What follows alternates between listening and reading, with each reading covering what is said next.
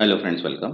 आज आपण इथे महाट्रान्सको लोअर डिव्हिजन क्लर्कचा मॉक पेपर 2 सॉल्व्ह करत आहे, जो आहे क्वांटिटी ॲप्टिट्यूड मीन्स मॅथ्सवर. ठीक आहे.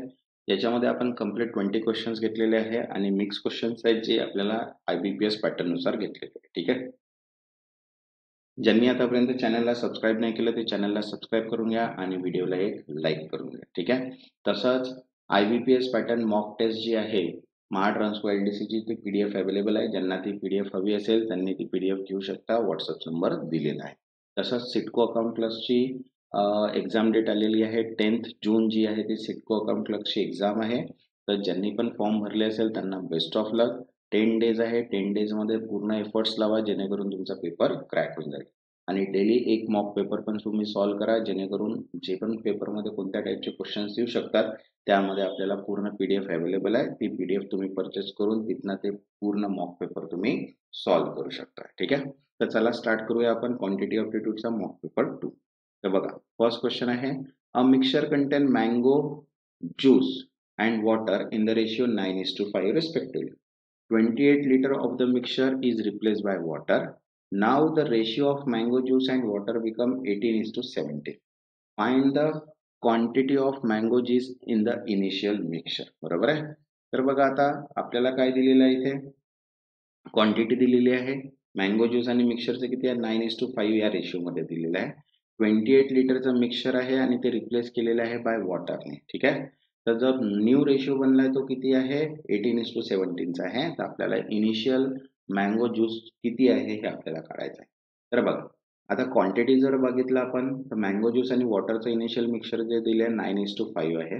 जर 28 लिटरचं मिक्सचर आहे तर त्याच्यामध्ये 9/14 into 28 केलं तर आपल्याला काय मिळेल मँगो ज्यूस, कारण की 9 त्याचा रेशिओ होता आणि 14 कुठं आले 9 + 4 14. ठीक आहे. तसंच क्वांटिटी ऑफ वॉटर जर पाहिलं 28 लिटर मिक्सचरमध्ये तर 5/14 into 28 तर 10 लिटर्स. ठीक आहे.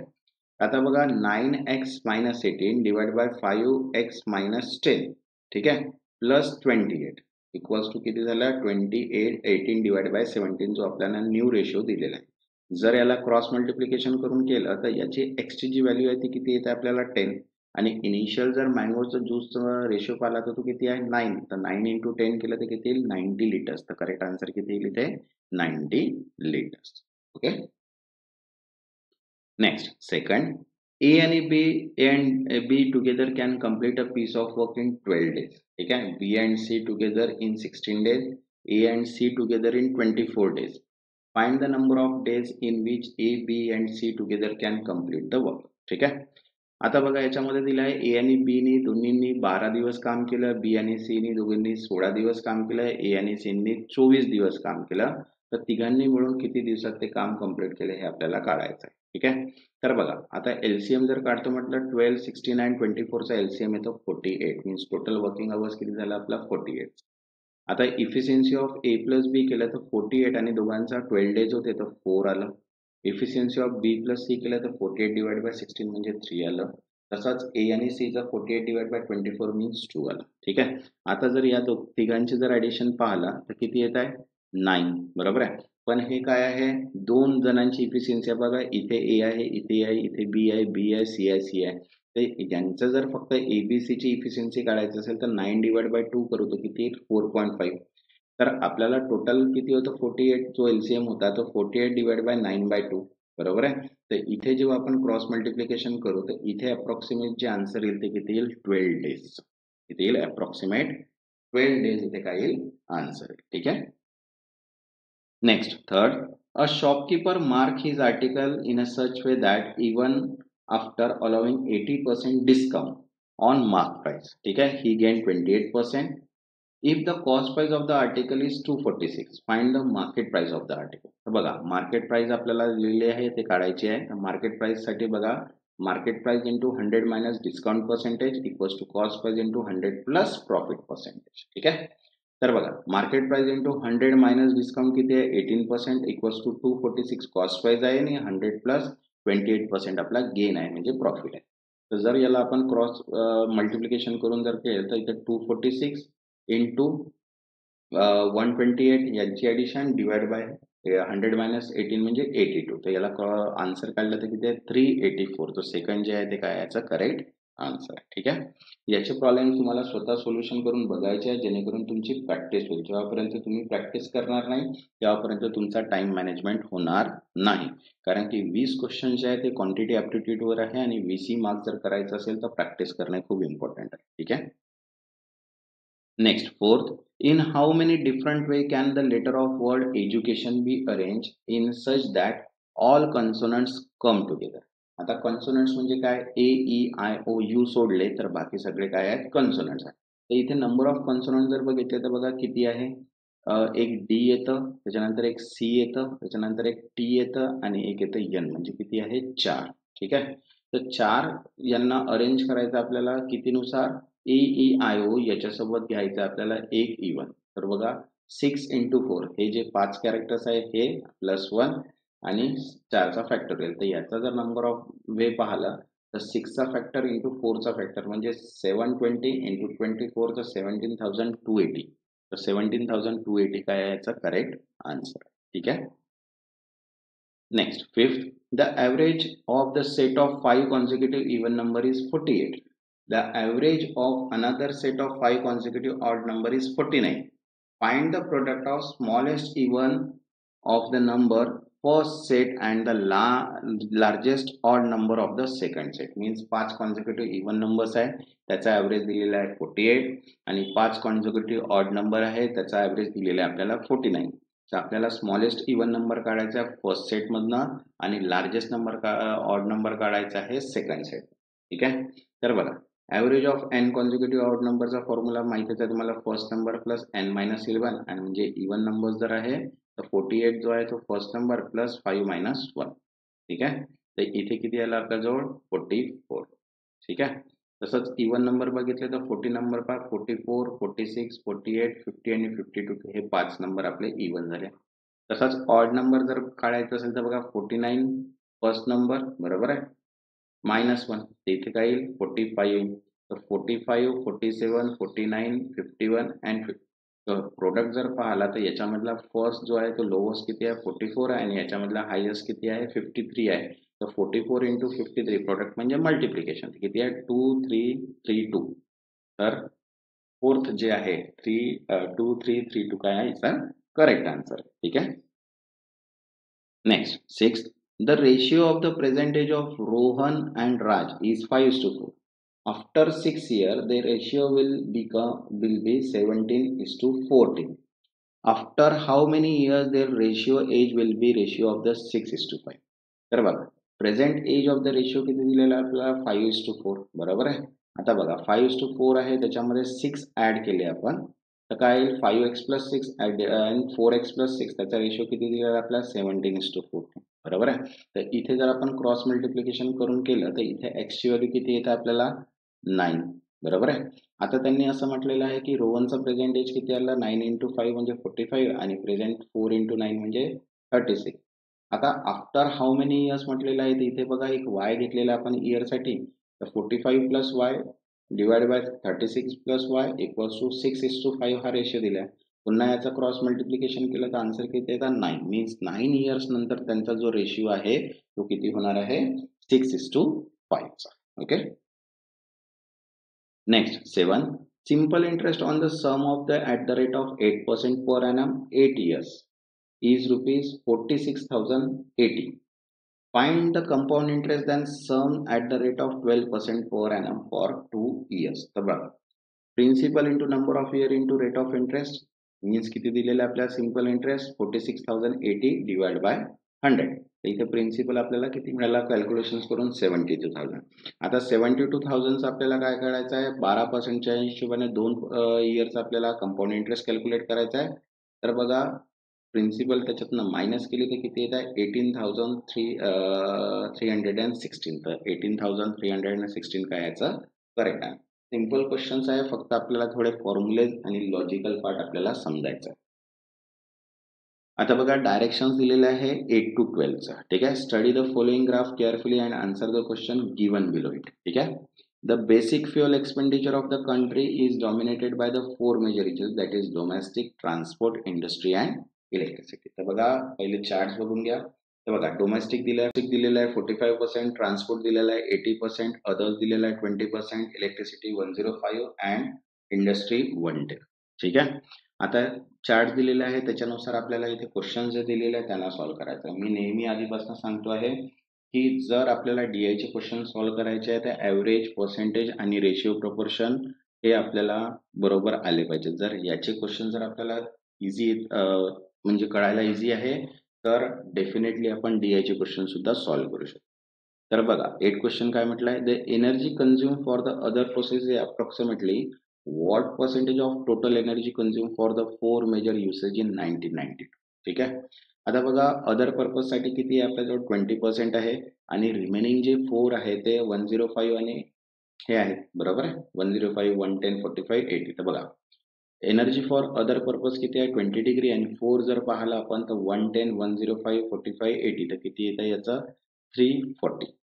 ठीक आहे. आता 340 जे आहे तर 340 इंटू 20 डिवाइड बाय 100 जर केलं तर किती येतं 5.88 म्हणजे अप्रॉक्सिमेट 6% जे आहे ते याचं काय करेक्ट आन्सर. ठीक आहे. Next 9th, what is the difference between the energy used for domestic purpose and other purpose in country 1992. तर बघा आता बघा आपल्याला काय करायचं आहे डोमेस्टिक पर्पज साठी 45 डिग्री आहे आणि त्याच्यानंतर अदर पर्पज साठी 20% आहे. तर डिफरन्सेस जर काढला तर किती आहे 25. आता जर टोटल जर यांचं केलं तर डोमेस्टिक ह्या सगळ्या मिळून जर टोटल पाहिलं तर किती आहे 600. बरोबर आहे 360 डिग्री आहे आणि 3 डिग्री इक्विव्हॅलेंट किती आहे आपला 600 मिलियन टनचं. याची जी पूर्ण व्हॅल्यू जी दिलेली आहे आपल्याला किती दिलेली आहे 600 टनची दिली आहे. तर 25 इंटू 600 डिवाइड बाय 360 तर किती आलं 41.67. तर 41.67 काय याचं करेक्ट.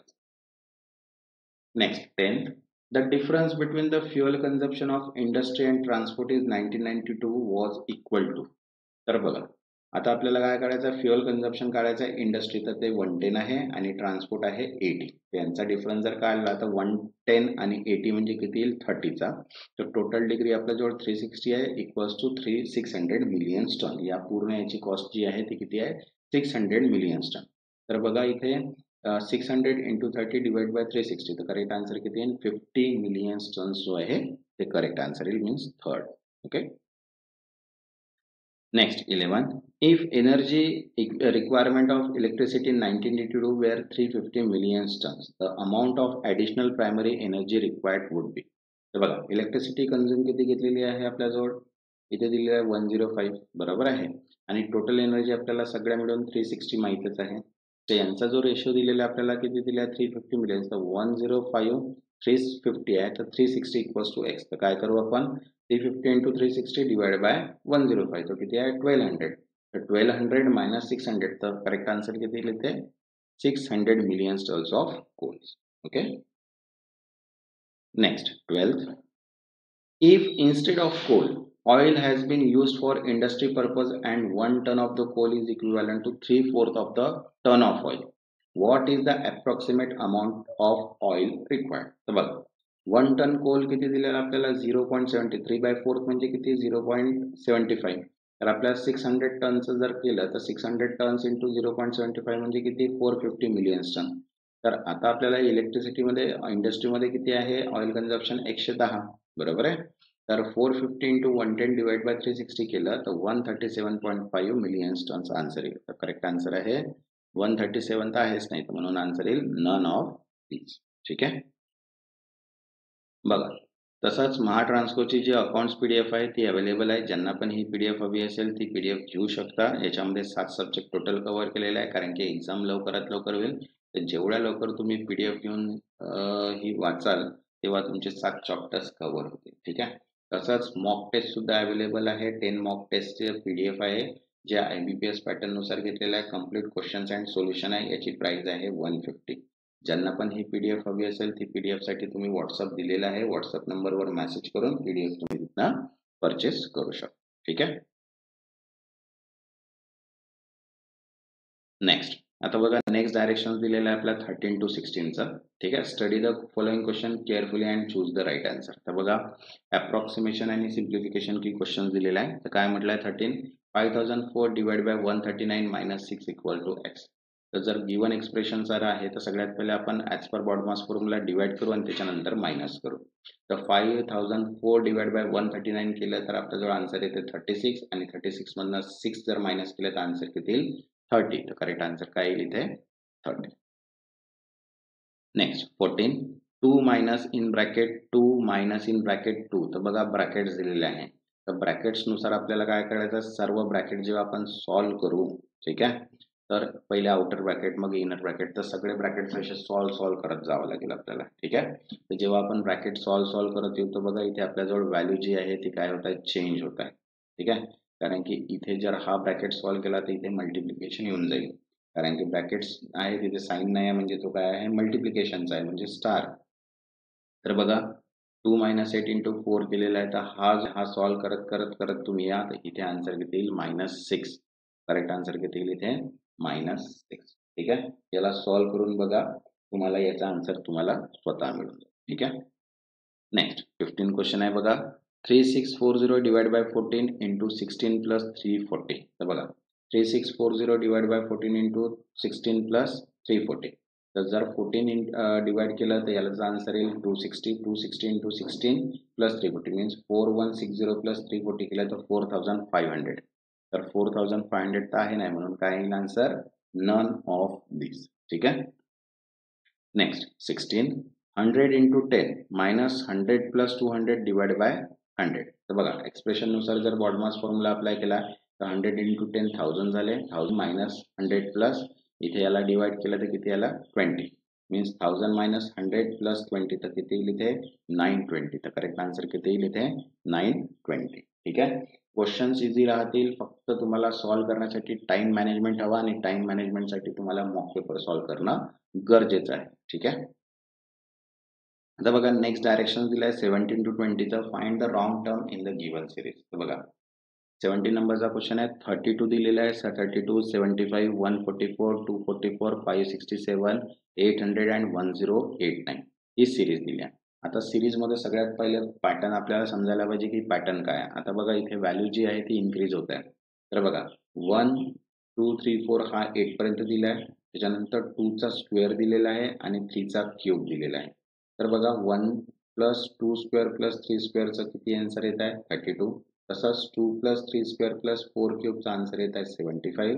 तसंच 3 प्लस 4 स्क्वेअर प्लस 5 क्यूबचा आन्सर आहे 144. तसंच 4 प्लस बरोबर आहे. पण आपल्याजवळ इथे किती आहे 244 आहे तर ही जी आहे ही काय आहे रॉंग टर्म आहे. तर करेक्ट आन्सर किती येईल 244 ठीक आहे. तसंच बघा 18 क्वेश्चन दिलेला आता 12 13 25 38 63 104 अँड तर इथे सिंपलची काही ना काही ॲडिशन आहे. तर बघा 12 आणि 13 मध्ये कितीचा 1 चा डिफरन्स आहे. मग दोघांना ऍड केला तर 25 येत आहे. मग दोघांना ऍड केलं तर 38 येत आहे. मग दोघांना ऍड केलं तर 63 मीन्स काय होता इथे फिबोनाची सिरीजचा जो कन्सेप्ट आहे तो ऍड होत आहे ठीक आहे. तर जेव्हा इथे 38 प्लस 63 केलं तर आन्सर किती येत आहे 101 यायला पाहिजे. इथे किती दिले आहे आपल्याला 104. तर करेक्ट आन्सर किती आहे इथे 104. नेक्स्ट 19 तर बघा 287 आता इथे लॉंग व्हॅल्यू दिलेली आहे 2,87,463 276 226 60. तर बघा इथे सिंपलचा एक पॅटर्न क्रिएट केलेला आहे बघा 63 चा क्यूब 65 चा क्यूब मग 64 चा क्यूब 63 चा क्यूब 62 चा 61 चा आणि 60 चा. या टाइप मध्ये आपण डिक्रीज व्हॅल्यू मध्ये काय घेतलेला आहे क्यूब दिलेला आहे. तर इथे बघा 63 चा क्यूब जो आहे तो 25 मीन्स 2,50,000 47 यायला पाहिजे पण इथे किती दिला आहे 2,46,078. तर करेक्ट आन्सर जे आहे ते काय आहे 4 ठीक आहे. तसंच बघा 20 नंबर दिलेला आहे 42 63 94 141.75 212.92 अँड 3.18. तर इथे सिरीज दिलेला आहे तर इथे सिरीज पण काय होत आहे मल्टिप्लायच होत आहे. तर बघा 42 इंटू 1.5 करत आहे तर 63 येत आहे. मग 63 इंटू 1.5 करत आहे तर 94 येत आहे. मग 94.5 1 पॉईंट करत आहे तर 141.75 अँड 141.75 इंटू तर 212.625 आणि लास्ट मध्ये इथे बघा 318.9375 बरोबर आहे. तर इथे जे करेक्ट आहे ते काय आहे 3 करेक्ट आहे. तर बघा इथे जे 212.625 येत आहे इथे 92 येत आहे म्हणून करेक्ट आन्सर जे आहे ते काय आहे 4th आहे म्हणजे जे रॉंग सिरीज मध्ये ठीक आहे. आतापर्यंत चॅनलला सबस्क्राईब नाही केलं ते चॅनलला सबस्क्राईब करून घ्या आणि व्हिडिओला एक लाईक. ज्यांना पण अकाउंट प्रोफेशनल नॉलेजची पीडीएफ जी आहे ती खूप इम्पॉर्टंट राहणार आहे महाट्रान्सफोसाठी, कारण की सिडकोचं आता एक्झाम डेट आलेली आहे 10th जूनची. ठीक आहे. तर ज्यांना पण ही पीडीएफ हवी असेल किंवा मॉक पेपरची टेस्ट पीडीएफ हवी असेल त्यांनी गिवन नंबरवर मेसेज करा, तिथे तुम्हाला पीडीएफ अवेलेबल होऊन जाईल. ठीक आहे. तेव्हापर्यंत धन्यवाद.